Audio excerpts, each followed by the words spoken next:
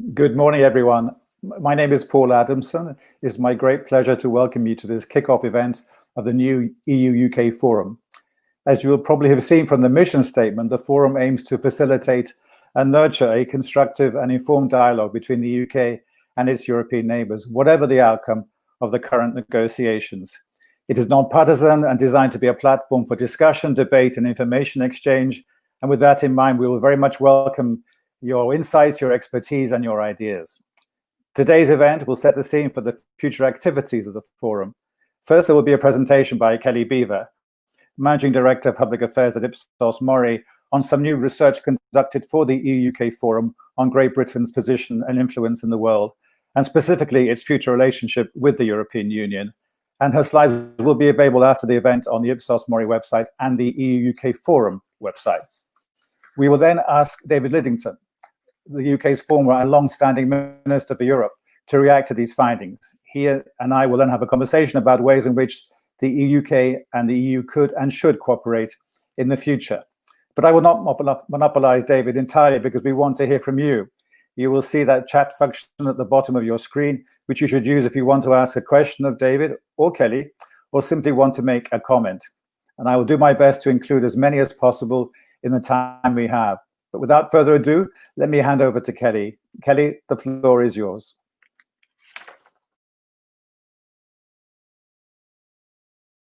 Share my screen with you. So firstly, only 10 months ago, Brexit, Europe, the EU was all the British public were thinking about. It was a key issue that Boris Johnson and the Conservatives campaigned over in the run-up to the general election in 2019. Over half of the British population said that this was the key issue that would determine their vote. All eyes were on Brexit. And you would have been forgiven to think that this year would have all been about the transition year between this point and actual Brexit. But December was a lifetime ago, and it will not have escaped anybody's notice that the key issue in the British public's mind for the majority of this year, certainly since March, has been the coronavirus pandemic. And that is everything from conversations around whether you will tell on your neighbour, whether you must stay at home, and whether you're clapping for honour for the NHS. That has been the key conversation topics since March this year. And we look at how the public feel and what they're worried about through two different mechanisms. One is through proactive social media analytics. And just Kelly, have a look at these trends. Can I interrupt you? Are you going to share your screen later or now? Just to make sure we can see your slides. You should be able to see them, Paul. Let me just make that possible. Share. Apologies. No problem at all.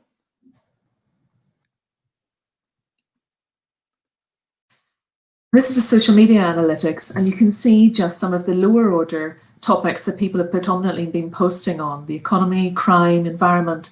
And just have a look here at the peak that we saw in and around March, April time, where the public were predominantly posting and talking about coronavirus.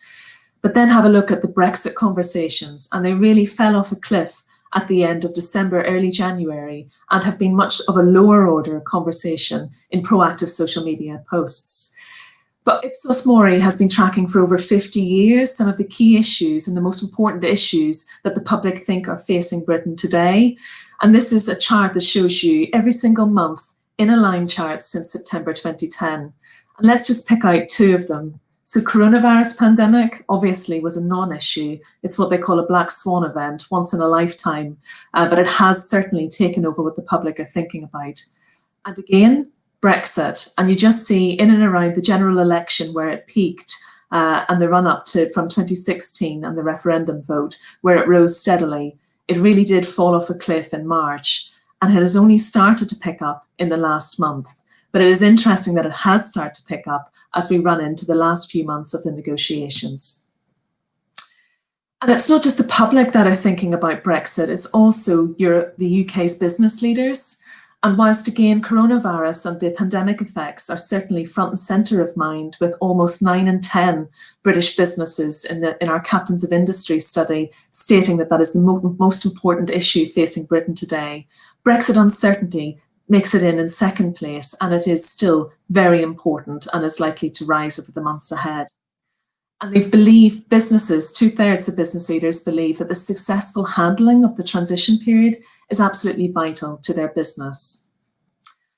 So it is clear that whilst the pandemic has really taken over in terms of what public are predominantly worried about since March, it is now Brexit is really coming back into the fore and being second in the public's mind and rising.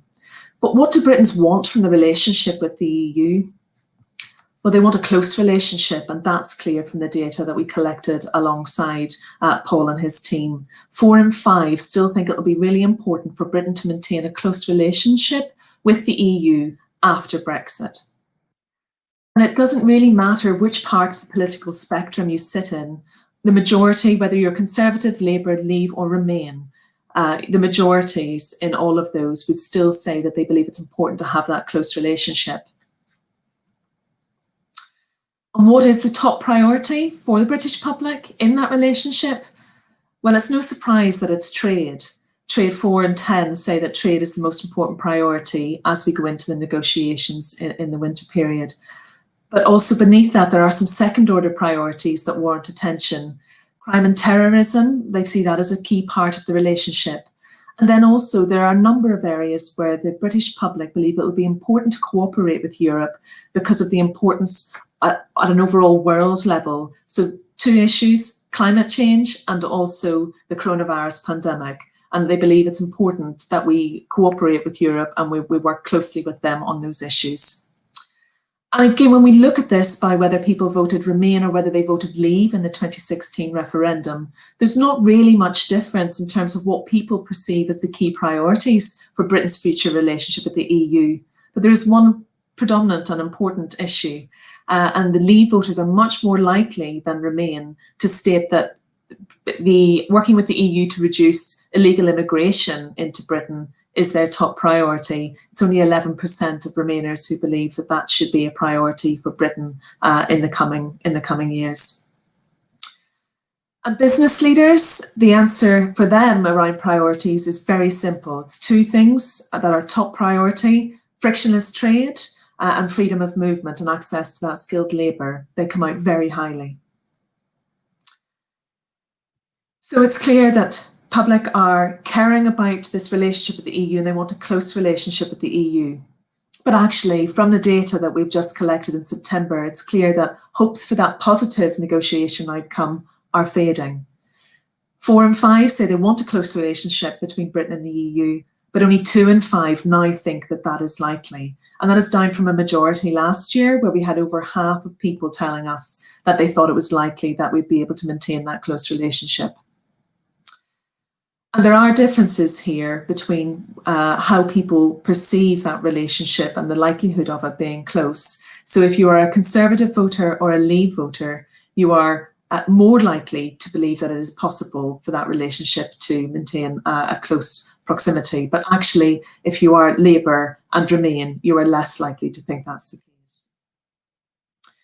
And when we look at how they perceive Boris Johnson's ability to get a good deal, looking at the top level result here doesn't really do it justice. So it's, yes, 2 in 5 think that Boris Johnson will get a good deal for Britain, but actually that is served very well by the Conservative voters' view of Boris Johnson, where it's 3/4 of them believe that he has the potential to get a good deal in the negotiations, and a very low proportion of Labour voters think that's the case. And we've asked this question of the public about whether or not they think the government has done a bad job preparing, a good or a bad job preparing for a no-deal Brexit. And 6 in 10, that's the majority, believe that the government has done a bad job. And whilst that might feel quite negative, actually that is an improvement on where it sat in either February or May when we asked the same question, where it was as many as 8 in 10. And again, this is being impacted by that Conservative voter view of how Boris Johnson is performing in the negotiations, which I showed you a moment ago. And if things do go badly, who would the public blame? It's actually quite split. So it's around 44% who would blame the UK government, but 40% would blame the EU. So it's not particularly clear that the blame would fall on one part or the other. And business leaders have an understanding that the end of the negotiations in December may not be the end of negotiations and that this is part of a process. They perceive that actually, even if negotiations reach some kind of outcome by December, that it is likely that it may not cover all sectors for trade, it may cover some. And also over a third think that actually the negotiations and the transition period itself might be extended. Only 1 in 10 believing that the UK will exit without a deal. What impact do we think that leaving the EU will have on the UK?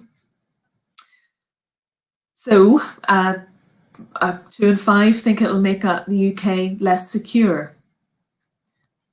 And actually over the next 5 to 10 years, we see that the most negative impact the British public are worried about is on the economy, followed by defence and security.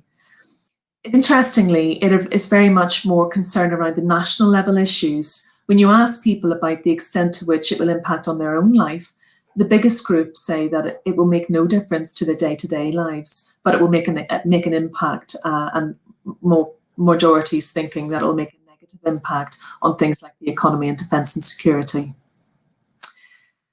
And this is a key slide, actually. So nearly half people believe that leaving the EU will reduce Britain's influence in the world, and this has risen since the same question was asked in April 2019. So over the last period of time, this has increased. Business leaders are clear that there are some benefits to Britain leaving the EU, and they do think that some things will get better. Predominantly the UK's government ability to focus on industrial policy relevant to Britain, and also be able to have free trade negotiations with major non-EU countries. They are clear, though, that there are some negatives as well, particularly around the prices for consumers in the UK, and also the ability to recruit skilled staff. So with all of these perceptions shifting over the last period, certainly since April 2019, where we last looked at it, our perception of Britain in the world is shifting. And it's not that British people want to be isolationist or indeed not having a strong role in the world. In fact, the majority still say that they think that Britain is a force for good in the world, but that has declined since April 2019. And again, a higher proportion believe that Britain should try to punch above its weight in world affairs, but the amount that disagree with that has increased actually since April 19. So there are a whole range of things here where we have seen a shift in how people are perceiving Britain's influence. And here again, you see that people believe that there should be an increase in Britain's influence in the world, but that has declined. So still, whilst the majority would say that, it has declined. Ultimately, 2 in 5 Britons still say Europe is the most important relationship when asked about a range of other countries and collections of countries. So if you're a young person, there's a divide here. So if you're a young person, you're more likely to say Europe. If you're an older person, you're more likely to associate with the Commonwealth. And so more older people do classify into that category. But ultimately, 2 in 5 Britons still say Europe is the most important relationship for them. So in summary, public concern about Brexit is rising. It did fall off a bit of a cliff this year given the coronavirus pandemic, but it is rising again. But those views of a likelihood that the outcome will be positive from the negotiations, they're declining. Getting some things right are really important to not just the British public, but also businesses. So trade and security cooperation is absolutely critical for them, but also the ability to collaborate with the EU on major world problems like the COVID pandemic and also climate change are of importance. And Britons don't want to withdraw from global affairs or be isolationist. There is a shift in some of those numbers that I showed you just now, but they still have the majority, a higher group of people stating that they see Britain as an important force for good in the world. And most people, higher proportions, are saying that they believe that the EU is still the most important relationship, and also they have a real want to have a close relationship with the EU. 4 out of 5 say that's important moving forward. Thank you.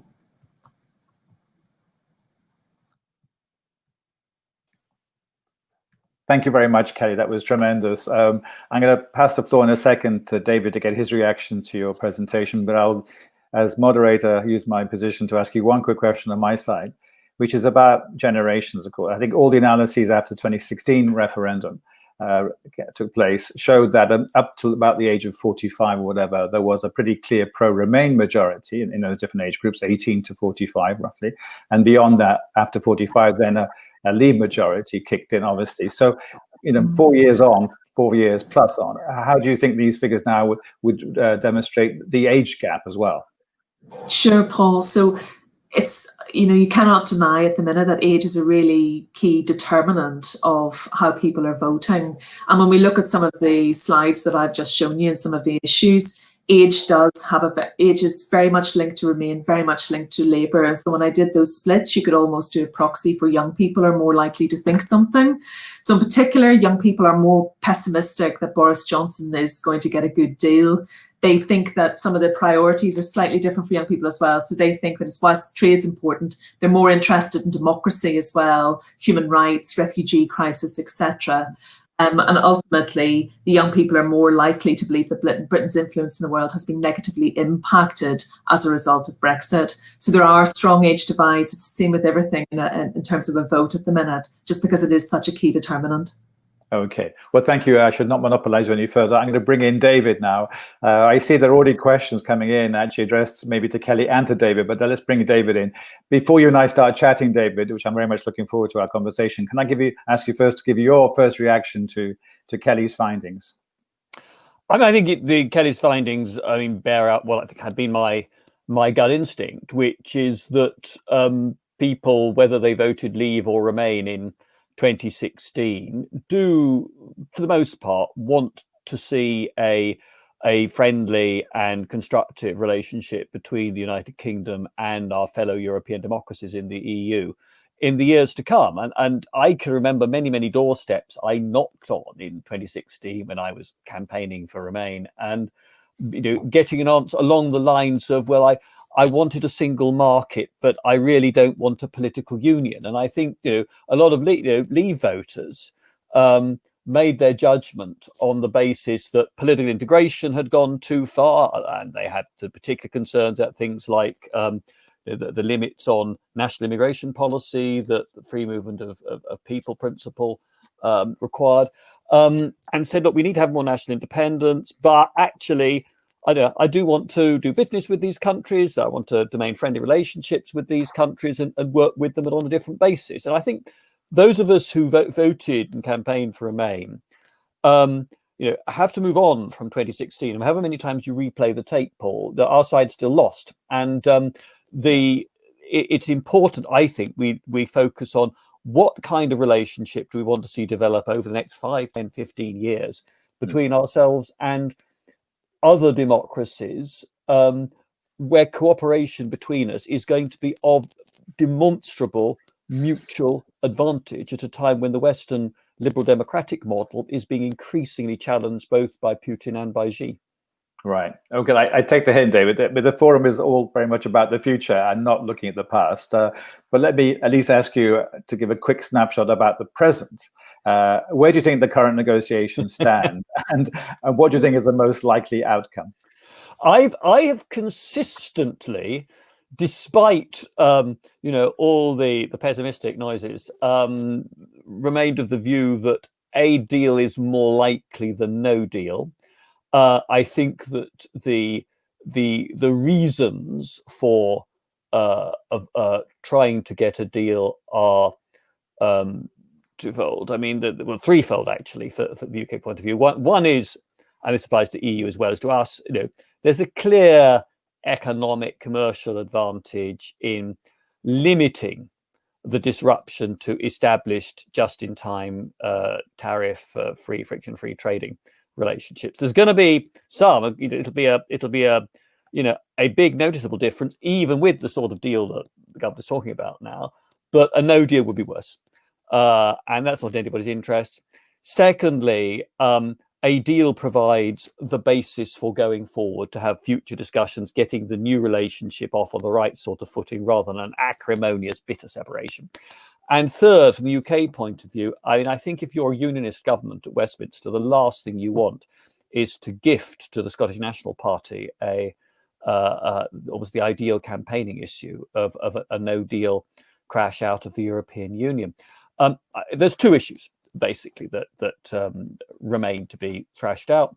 One is state aid and the other is fish. On state aid, if there's political will, there can be a compromise, it seems to me. I think the EU's got to move away from the idea of dynamic alignment, so that you're expecting the UK always to follow whatever the EU does in the future on state aid and standards. But I think equally the UK has to compromise, and I think you're looking there at some kind of binding non-regression clauses from certain sort of current environmental employment standards, and an independent arbitration mechanism to resolve disputes along the lines you have in free trade agreements all around the world. And then on fisheries, again, if there's the political will, it's probably the compromise is a sort of transitional arrangement, so that you gradually sort of limit any grandfather rights or safeguards that EU fishing fleets currently have. And you perhaps also put some limit on what British fishermen can do in selling off their quota rights to EU fishermen, because a lot of that's been going on, which is one reason why Spanish or French owned vessels are scooping up so much fish in British waters, because a lot of British fishermen in the past have sold their quota on to those Spanish and French operators. So I think the deal can be done. I think there's a landing zone there. But my worry is that we have so little time left.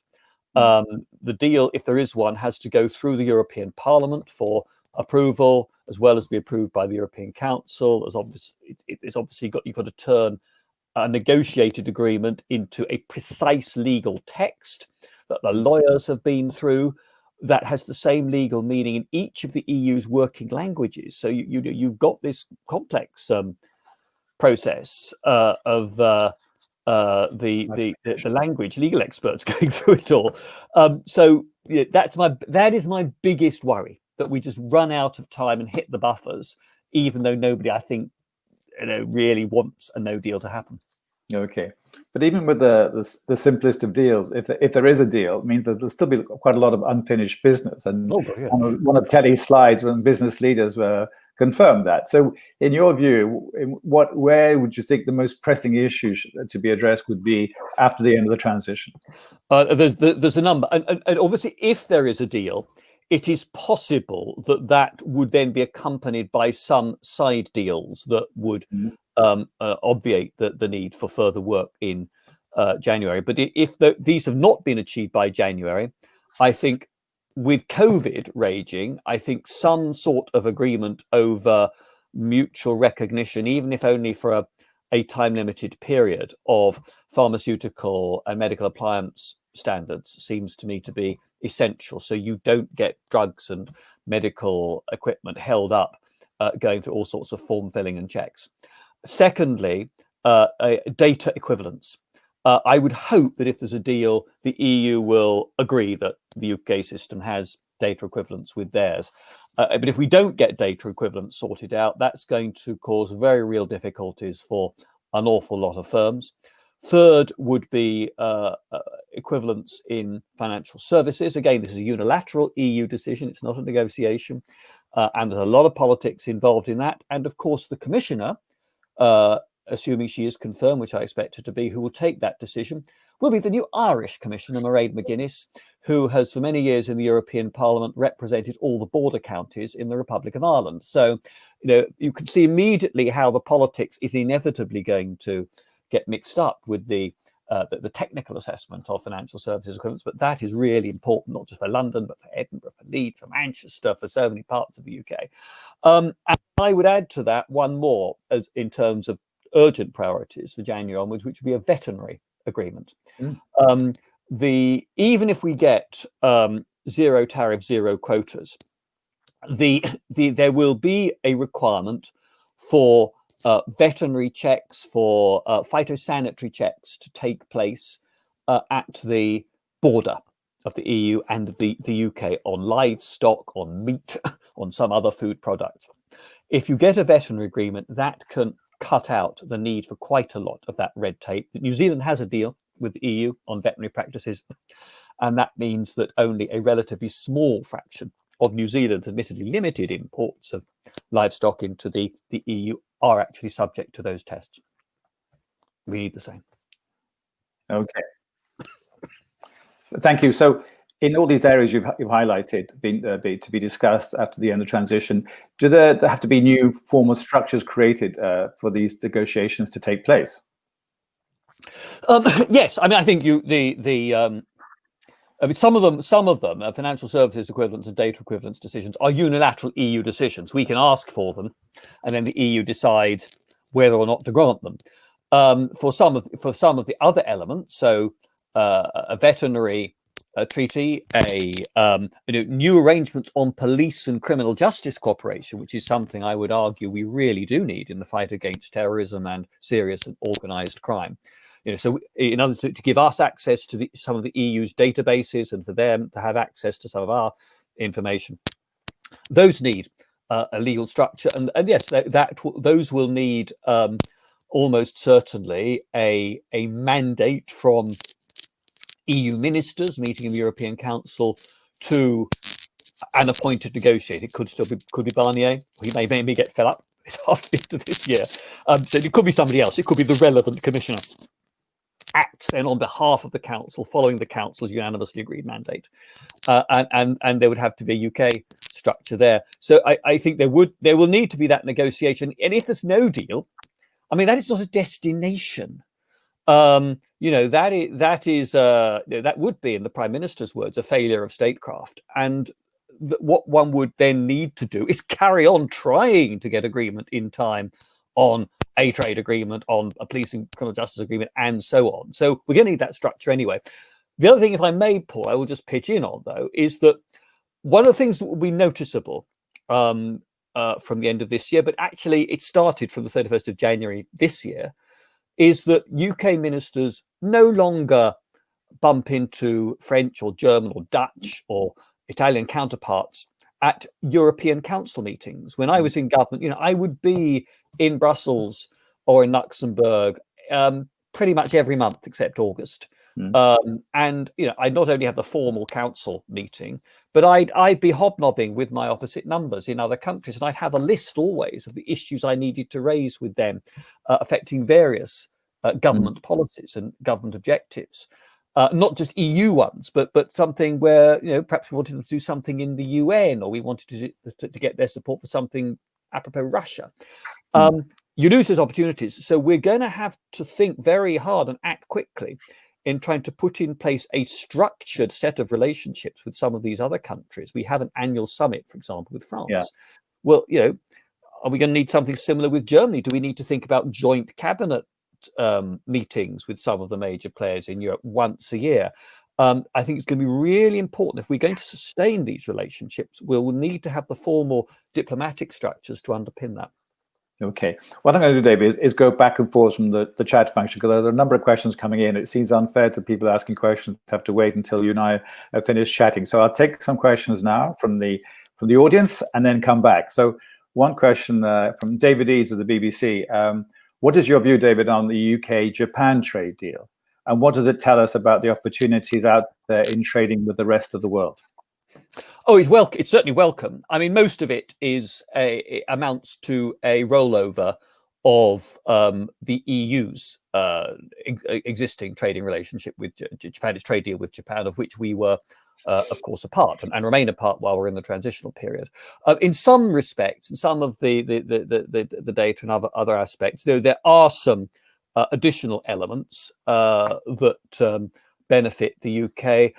I think that in some of the other stuff, or some of the agricultural stuff, I think it rose back a bit from EU Japan, but I think probably it seems to be a reasonable adjustment of the detail to tailor it a bit more to UK interests. I'm all in favour of pushing ahead with trade deals with as many countries as possible around the world, but we shouldn't kid ourselves. In the government's own assessment is that even if we were able to get FTAs with all the countries that we have been talking about and highlighting, then it would still boost our GP by a much smaller version than what we would stand to lose through leaving the EU. So it can offset some of this, but it doesn't take away the challenge that leaving the EU presents to us, and therefore, in my view, we also need to continue to work for the smoothest possible trading relationship with the EU in the future. And we also have to come to terms with some of the basic problems affecting the UK as a trading nation. When I was Europe Minister, I used to see the figures for how we were doing in the Far East, or in Latin America, or in Turkey, as against France, Germany, and Italy. All of us were bound by EU rules, same set of rules. But they were doing better than we were. And I remember my officials saying, look, if we could, and trade minister saying to me, if we could raise our game to the average of Germany, France, and Italy, it would be a boost to our trade position and to our GDP. So we need to ask ourselves some hard questions as to why, while we've been in the EU, we haven't been doing as well as some of our big EU competitors, and try to make the changes to raise our game. That takes us back to, I suppose, some of the training and skills, and getting SMEs and big companies to work together in the way that in Germany, for example, they do very successfully. Right. A question from a gentleman called Niall Finn. What is the point of a quote-unquote binding agreement on state aid if this government is prepared to break its word through UK legislation, David? I think that there's no doubt that those clauses in the Internal Markets Bill have made life much more difficult for the government. I think it's a self-inflicted wound, and it will harm trust, which is essential if you're in a negotiation with any other country. It's not just going to apply to the EU. I mean, countries all around the world will ask questions about this. Every sovereign country has the power to resile from its international agreements. That doesn't mean it's right or it's wise to do that. They have the power to do it as sovereign states. Most international agreements, whether about trade or other things, have within them dispute resolution mechanisms, and they have exit clauses of some sort. There are some exceptions, but most do have those arrangements. The withdrawal agreement has a dispute resolution mechanism, and the withdrawal agreement has, in Article 16, also, if you like, an emergency parachute, where it says if you are facing economic or societal disruption as a result of the Northern Ireland Protocol, then both the EU and the UK have the right to take emergency unilateral action. And I think the government should have relied on that, not gone for those clauses. So I think it does make life more difficult. But there's no other way in which to do business in the world between sovereign states. Treaties are accepted by the parties to them as mutually binding. Right. Well, the next question sort of follows on from a gentleman called David Fitzsimons, who's director of the European Remanufacturing Council.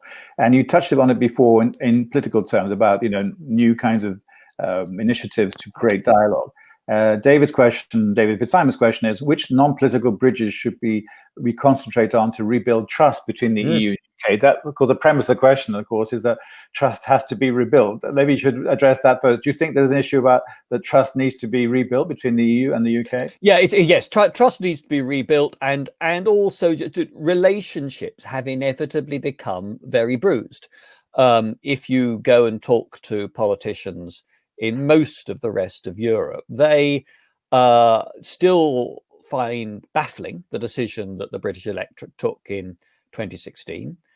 They blame British politicians of all parties for not arguing skillfully enough to stop that happening. And they say, look, why on earth are you doing this at a time when we're under unprecedented pressure from Russia? We've got the rise of an autocratic and increasingly rather aggressive China. We have terrorism and instability in North Africa and the Middle East, and we have a United States that is questioning, to put it mildly, its role as the guarantor of Europe's security and the upholder of a rules-based international order. And yet you're wanting to walk away. You're fragmenting the West. That is their view. So there is going to need to be a lot of work done. I mean, some of this, David says,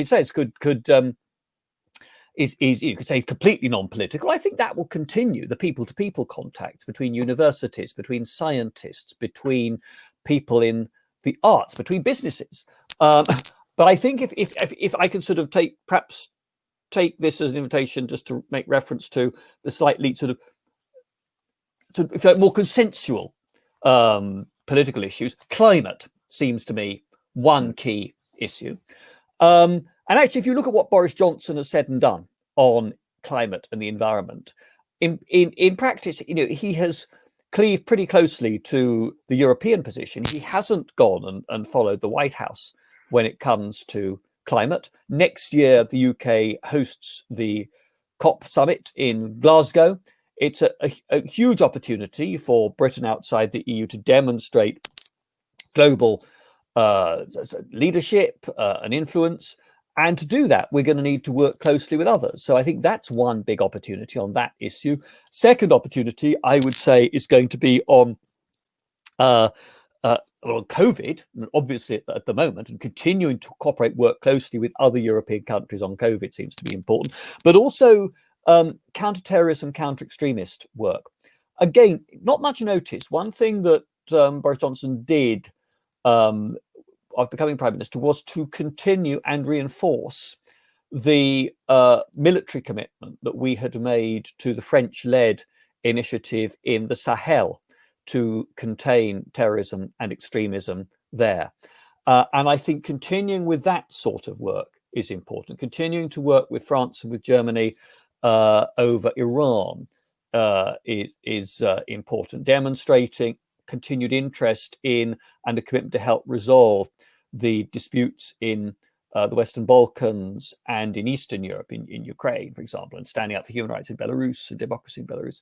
Those matter to other European countries, and they matter actually to our interests as well. So I think those are good issues that we need to take forward in demonstrating we're serious about building a new kind of good friendly relationship. Okay.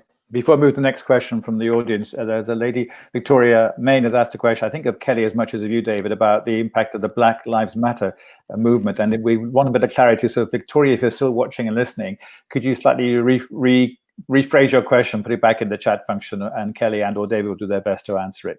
Next question for you, David, from Daniel Boffey, Brussels Bureau Chief of The Guardian.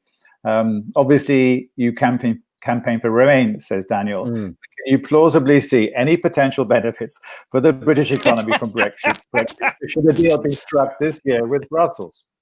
I think I'm tempted to quote Jacob Rees-Mogg, who said, "We'll only see the benefits of Brexit when we look back after 50 or 60 years." Yes,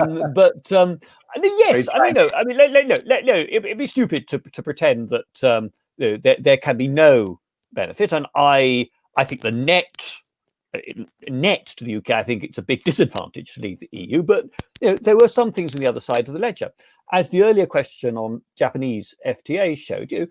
We could sometimes be perhaps a bit more nimble than if we had to work within the constraints of an EU mandate in getting FTAs. Now, I happen to think that's usually going to be offset by the fact that we'll have less leverage as a country of 65, 70 million people, rather than the EU with us in it, where you were looking at 400 million odd people as a marketplace. So not as much leverage, but perhaps we can be more nimble there. I also think there's some merit in the arguments that in the 21st century, quite a bit of future growth may come from some of the new technologies, whether that is AI, robotics, big data, life sciences, GM. And there is a real risk, it seems to me, that the EU, because it is, in my view, being excessively cautious in how it applies the precautionary principle, is driving those technologies to the United States or to China and out of Europe completely. And I know that one thing that motivates Number 10 is the sense that we don't want to be bound by the European regime on that if we see big commercial opportunities for us. I'm much more skeptical about the idea that we can somehow out-subsidize the Chinese to build our own technology giant. But actually, giving more regulatory freedom to some of those new technologies seems to me to be a good thing. Okay. A question from Richard Barfield of Richard Barfield Advisory Services. What is your view on the likely implications for the future UK-EU relationship of the likely failure to be ready to operationalize, quote unquote, the Northern Ireland Protocol by the end of this year? It won't help. I think, though, I think the key thing is, will it be best endeavours? I think that Michael Gove has already said, as regards customs, that he would expect it to take 6 months before, for the UK as a whole, before the new customs arrangements came fully into effect. And what I read into that is that HMRC and DEFRA and Home Office aren't going to be ready. The databases won't have been completed and tested and so on by then. So it doesn't help if it's not already then. But I think the key thing will be, are we being seen to be serious about undertaking our obligations under the protocol?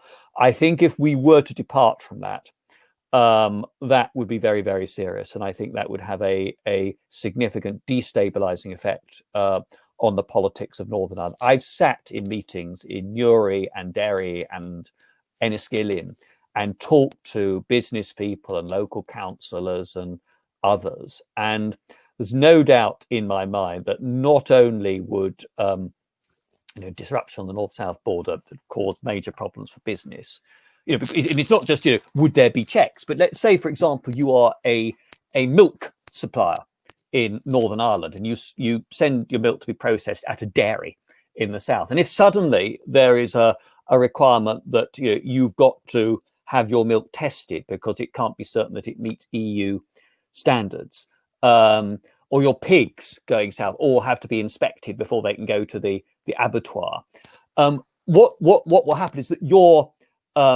customer, the milk processor in the south or the abattoir in the south, won't take the risk of taking your stuff in if they're not absolutely confident all the legal boxes are ticked. So businesses in Northern Ireland would stand to lose, even if there were not fences and border posts physically there in North South, but also the political impact would be huge. One of the benefits of joint EU membership has been that people in Northern Ireland who think of themselves as Irish basically can grow up, they can live their lives as if the border does not exist and actually say, let sleeping dogs lie.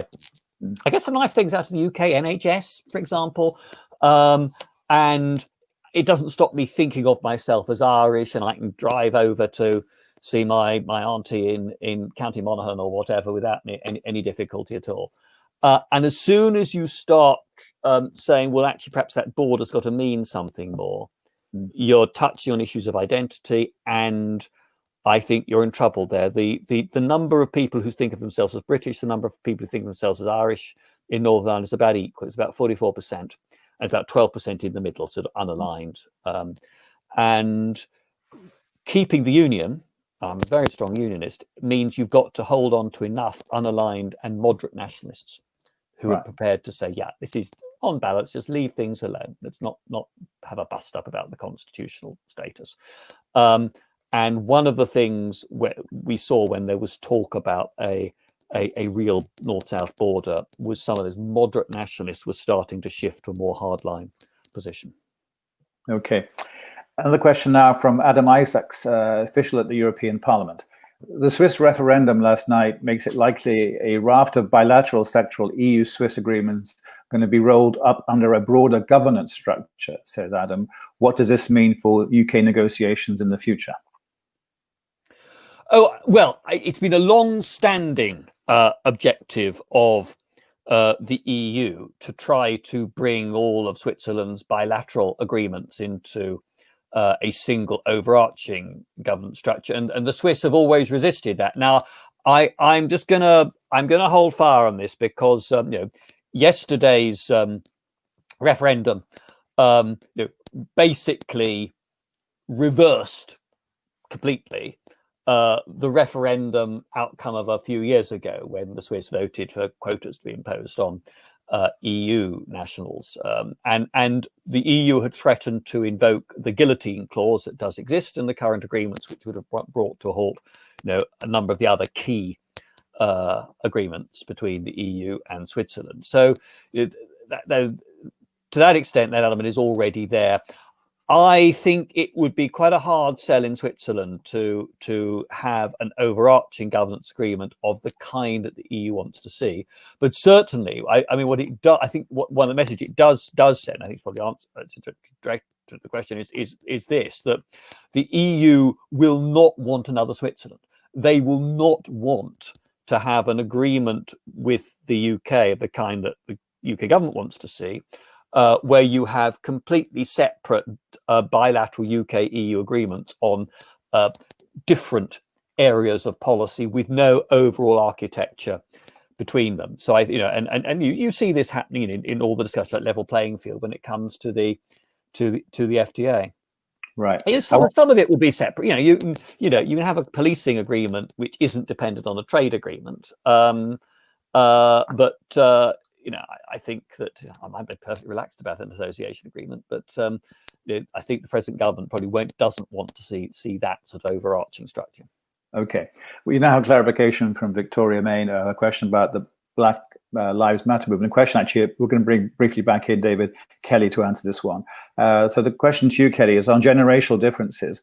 What about the Black Lives Matter movement? Does that reinforce opinions one way or another on Brexit?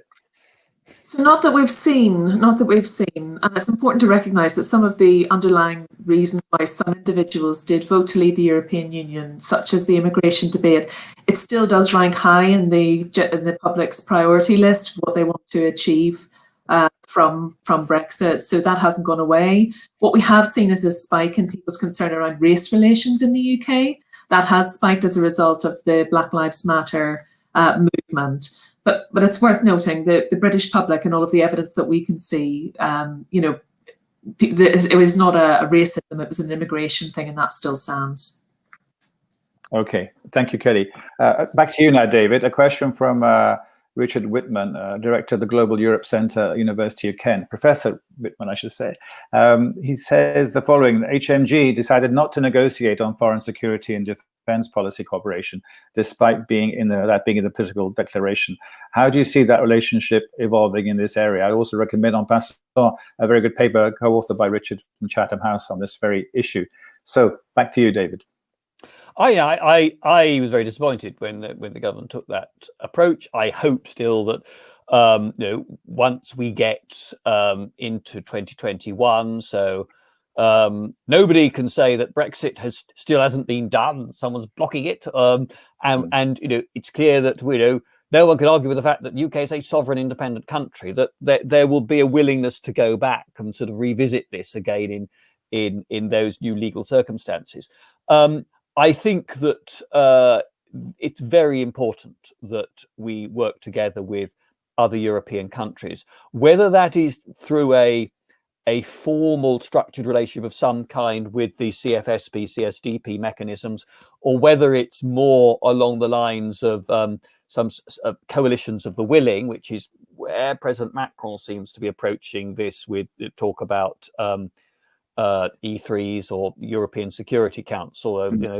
Not sure that all the rest of the 27 are too happy with the idea of an E3, and that includes the Germans. Actually, I think not too happy with that, because certainly if it's Donald Trump for second term, and even if it's Joe Biden, I think you'll find that Washington is increasingly saying to the Europeans, both, you need to spend more on your own defence and security, but second, you have the job of taking political leadership and ownership of Western transatlantic activity in some parts of the world. I mean, the US, I think, is going to say, with regard to Africa, well, that's something for you Europeans to sort out.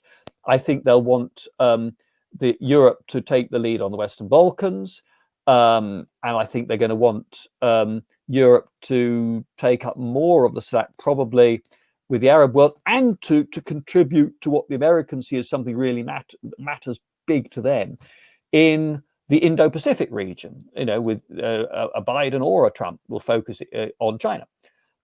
So while I think Biden, unlike Trump, would be somebody who sees the EU actually as a friend, not as an arch foe, but and who puts a greater value on alliances and international institutions than President Trump does. He's still going to want Europe to do more than it's been comfortable with doing in the past. And so I think a strong UK relationship with the rest of Europe is important for all of our interests. And you can't talk seriously about a coordinated European security policy if the UK and France are not both involved. Well, let me press you a bit more, if I may, David, on Richard's point about E3, because for the benefit of our audience, I'm sure everybody knows, but let's just remind ourselves it's all about the UK and France and Germany coordinating their positions vis-a-vis Iran in particular. But this paper that Richard has written, co-authored, which I mentioned just now, it talks about that's a good, maybe foundation for the future kind of UK foreign policy post-Brexit. I take your point that maybe the rest of the EU isn't not terribly keen on this, on the EU E3 even existing, and the External Action Service, I think, has made that pretty clear. But from the UK perspective, it is something to try and build on, isn't it? Yes, it is, and I think that I think that a formalised E3 would be quite difficult to achieve within the EU system. Right. I think Germany would be nervous about something that appears to subvert the existing EU treaty-based structures, and that's Germany, where Angela Merkel is Chancellor, who's pretty forward-leaning in foreign security policy. Now, we don't know who'll succeed her in the CDU, and we don't know what the outcome will be of the Bundestag election next year. It's conceivable you'd have a CDU Green coalition, or even conceivably a Green-led coalition, which might change Germany's stance a bit.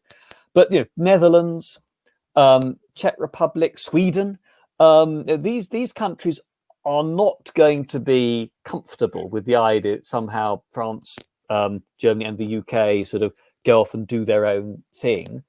And in practice, France and Germany are going to be taking part in the Foreign Affairs Council decisions in Brussels as well, and contribute to shaping a collective EU position. So the way that Europe works, you can't sort of lock out the EU, whatever criticisms one might make of the effectiveness or otherwise of the External Action Service. So I think we can have to do this. But I do think, while the unanimity rule, which I can't see changing, other possibly at the margins, it means that the EU is likely always to be pretty slow to move as an international player. I think one could look at coalitions of the willing in Europe. That it might be that model that I might see growing up. And you've got things like the European Intervention Initiative that already exists, and perhaps that provides the sort of bridge, not quite E3, but it's not limiting yourself to working with the Foreign Affairs Council and EEAS structures. Okay. A question from that well-known person, Anon. Is it possible to decouple the free trade agreement from defense and security? Can the EU-UK security cooperation be salvaged from a no deal, or are we just left with only NATO? Oh, I mean, it's possible. It's possible to decouple the security and defense from the FTA. I think that there'll be some things that even in an acrimonious no deal will continue. I mean, NATO, the questioner mentioned, the cooperation between defense forces, military chiefs is going to continue through NATO. The intelligence relationships are going to continue. Article 4 of the European treaties provides a carve-out from EU competence for matters of national security, although there's perhaps a subject for a debate another time about the extent to which the CJEU is trying to define and limit that carve-out. And so that intelligence cooperation will continue. But I think that my experience is that while NATO will remain our primary organization, institution for collective defense, and it's really important because it binds the Americans and the Canadians into the defense of European security. There are things that can be done through CSDP that complement that. Not everything is within the NATO mandate. And so some of the things that European countries are doing in the Sahel, for example, it's not part of NATO's mandate. Involvement of a country like Sweden or Finland that are neutrals, they're not part of NATO. A country like Austria that has a really significant interest in the stability of the Western Balkans and the development of the Western Balkans. But again, a neutral country. Ireland, that is a big contributor to UN peacekeeping operations, but again, neutral, not a NATO member. You can get some value added through the other modes of working with European countries, because it allows you to do things in parts of the world and spheres of activity that are outside the NATO remit. It means you can bring in, if you're looking at people smuggling out of Africa, some of that is about interdicting terrorism, and it's about police. Some of it's about policing. That's not NATO. Some of it's about development aid. That's not NATO. And it's this multidisciplinary opportunity that the broader work can involve you with. And I think that we would be wise to certainly remain very committed to NATO, but to look for other opportunities to broaden our international relationships as well.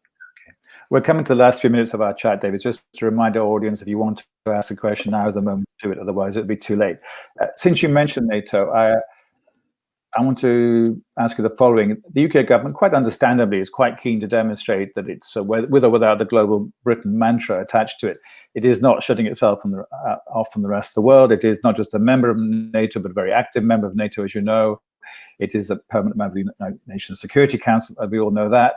It is in the G7, has the presidency of the G7 next year, G20, obviously. And last but not least, maybe there are other examples, co-chairing COP26 next year on climate change. All those things together. Is that a persuasive case for the UK to present to the rest of the world, also to not just to reassert its kind of global aspiration, but also to reassure its friend that it is not closing down? Yes, I know. We will remain a significant player. We will continue to have one of the largest and most developed economies in the world. We will continue to have one of the most effective armed forces and intelligence services and development aid programs in the world. And we will participate, as you said, in a whole number of international institutions and relationships around the world.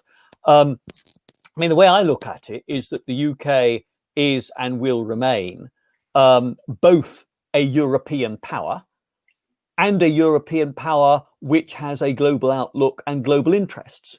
And I see those two things as being complementary, not in opposition to one another. And I think that is the way we need to make our case in the future. And that approach, that understanding is what should shape how we seek to develop a relationship with our next door neighbours. Okay. A question actually from Stephen Castle of the New York Times. He failed to get the chat function to work, but he cheekily sent me an email, which I managed to read while listening to you, David. So Stephen Castle's question is, do you think there has to be another Varadkar moment in the Brexit talks? And if so, with whom? Between Boris Johnson and somebody else? I think that, my view is that there needs to be senior political engagement at head of government level. The obvious person to do that, I suppose, is Chancellor Merkel, because Germany has the rotating presidency at the moment. It's possible, Emmanuel Macron may possibly fulfill that role. That France and Germany will work very closely together as always. And Macron, because he is one of the hawkish camp of EU leaders on things like level playing field and fisheries, In the sense that if he can do the deal and sort of get to Boris Johnson, say, look, here we both are. What compromise would work for us both, and just have that kind of hypothetical conversation about where if you do this, we might be able to move on that. Does that work, or do you suggest something else? Have that sort of exploratory conversation at senior political level. So could be Merkel, could be Macron, could be the two of them. That's how I would see it work. I think that the two warnings I have, although I do remain just an optimist for a deal.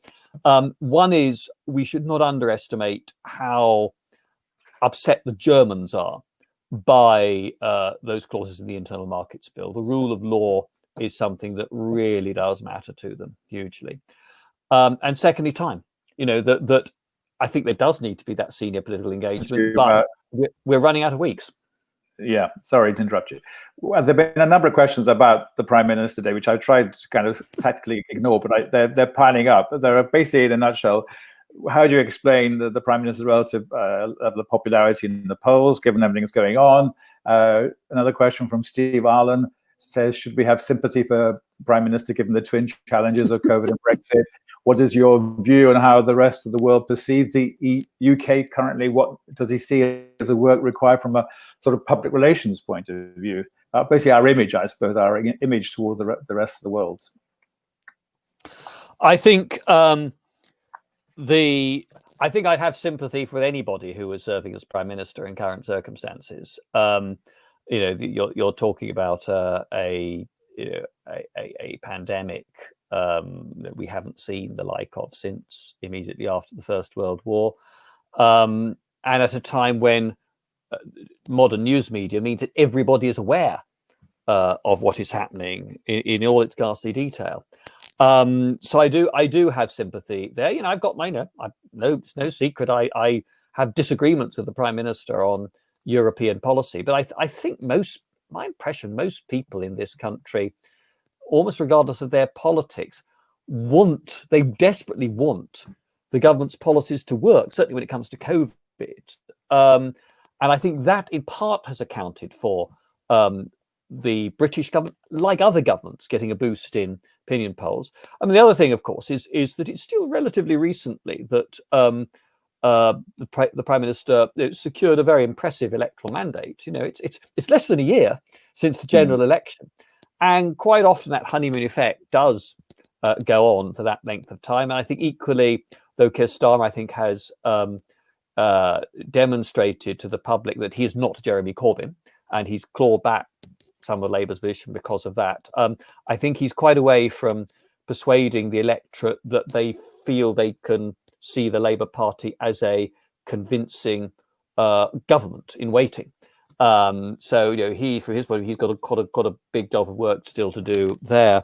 So I think that may explain it helps to explain the polling position. How the rest of the world sees us. First, we shouldn't kid ourselves that they spend ages thinking about us. They've got other things on their plates. Thank you very much, all of them. And even look at Europe. If you read the priorities document published by the German presidency, there is one mention of Brexit. It is on page 21, between the paragraph on the United States and the paragraph on China. And talk to any politician from another EU country, with the possible exception of Ireland, and they will say, look, we're worried about COVID. We're worried about getting the COVID recovery plan approved by the European Parliament, getting that sorted and finalized. We're worried about Russia. We're worried about there's still something fragile political and banking situation in Italy. We're worried about what's going to happen in the United States elections. We're increasingly concerned about China and what they're up to. Look, frankly, you took your decision 4 years ago. We're a bit fed up with waiting around for you to decide what you lot want. Come and tell us when you're ready. And I think they are not agonizing over Brexit. If you read French and German or even Irish newspapers, they are not consumed by stories about Brexit. so they've got, and that applies in spades if you're going to China or Nigeria or Mexico somewhere. I think outside Europe, I think they're a bit bemused by Brexit. I think most countries probably think, well, seems a bit crazy. Why walk out of a big single market where you have preferential trade access to all these important countries? But they don't really understand or that interested in the detail of it. They think, in the big scheme of things, it'll be sorted out. And again, compared with the erosion of a rules-based international trading order, growing US-China tension, the way in which digital technology is shaking up professional and white-collar work and completely transforming expectations about employment for future generations. Climate change, the need to go to net zero carbon. Those are the big issues. Zoonotic diseases. Brexit is a regional difficulty that's happening over there somewhere, and we employ these diplomats to think about that. Most people in the world don't know or care all that much about it. Okay, we're going to squeeze in one quick final question about the Prime Minister, David. Okay, from Will Hutton, Observer columnist, co-chair of the Salvaged company, who asked the following: how ready do you judge the Parliamentary Conservative Party is to support the Prime Minister through a no-deal Brexit? I think that there will be some who will be sort of pretty ideological about this, who will actually want to see that happen. I think that a lot of Conservative MPs, again, don't exaggerate how many Conservative MPs follow Brexit or have followed European debates in any detail. When I was Europe Minister, one of the things I found frustrating was whenever there was a Europe debate, it was the same old familiar cast of characters every single time. One side I'd have Bill Cash and John Redwood and Steve Baker and Christopher Chope, and on the other side there was Ken Clarke and Dominic Grieve and Oliver Letwin and so on. And it was all I could have sat there and written their speeches for them for the most part, because it was all eminently predictable. Very few new arguments, and a lot of MPs, they're focusing on the health service or universal credit or agricultural policy or tax policy or housing. And I think that what they will look at is what is happening in their constituencies. And I think that will have an impact on them, as if, you're a Kent MP and you suddenly find your constituents complaining because the roads are gummed up and they've got, umpteen lorries sort of queuing. Or if you have people starting to complain about supermarket prices going up because the European food is either being tariffed or is in relatively short supply because of disruption at the ports. And if you start getting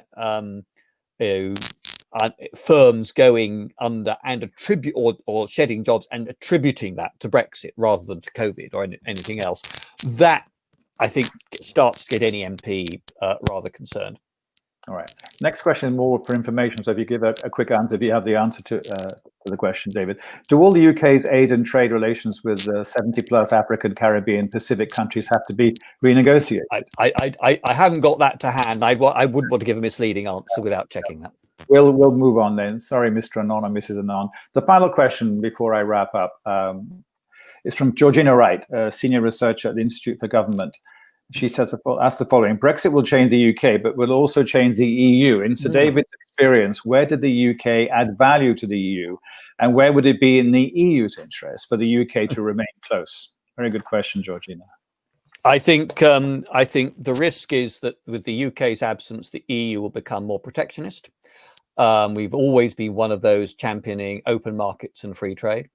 And secondly, I think that there is a risk the EU will become more cautious in terms of foreign policy positions. And I think the UK's role as a bit of a bridge to North America, but also sitting there with France as a country with both a global outlook and network of interest and a willingness to use diplomatic aid and military resource to pursue global objectives. That we were contributing something there that it's going to be difficult to make up through other countries. And I think that the EU will very much miss us on the security and foreign policy work. What we've had is the EU has lost a huge proportion of its diplomatic capability, its potential military capability, and its aid capability. And I think the more free market countries in the EU will, well, they say, they will miss us. And some of them, you're seeing this with the Netherlands in particular at the moment. They are having to become more willing to stick their heads above the parapets over things like budget discipline. Whereas almost every British minister had the experience of sitting in a council meeting, one configuration or another, and being almost on your own, sometimes arguing with the French and Germans on a particular issue. And at the end of the day, you'd have a number of ministers from smaller countries come. So I'm so glad you said that. You do understand why I couldn't actually say in the room that I agreed with you on this. And actually, so there'll be our absence will affect the balance and of interest and the willingness of others to actually decide whether they take a stand on something. Okay, we have to leave it there. It's been fascinating. My thanks to you, Sir David. My thanks to Kelly Beaver at Ipsos Mori for doing the fabulous presentation, doing that wonderful research for us. My thanks to my wonderful colleagues at Forum Europe who put all this together. I just sit here and ask the questions. The message to the audience, as much as to the people on the call, on the panel, if you like what you see, do get in touch. If you'd like to become a member of the forum, you'll go to our website. As I said, the slides of Kelly's presentation will be available on her website as well as our website. You'll see details of our future events on the website, such as they have already been identified. But if you want to suggest ideas and speakers and moderators, all that for future events, all you've got to do is drop me an email. It is as easy as that. So without further ado, all I want to do is again thank David and Kelly, and wish you all, the rest of you watching this discussion, a very good day. See you next time.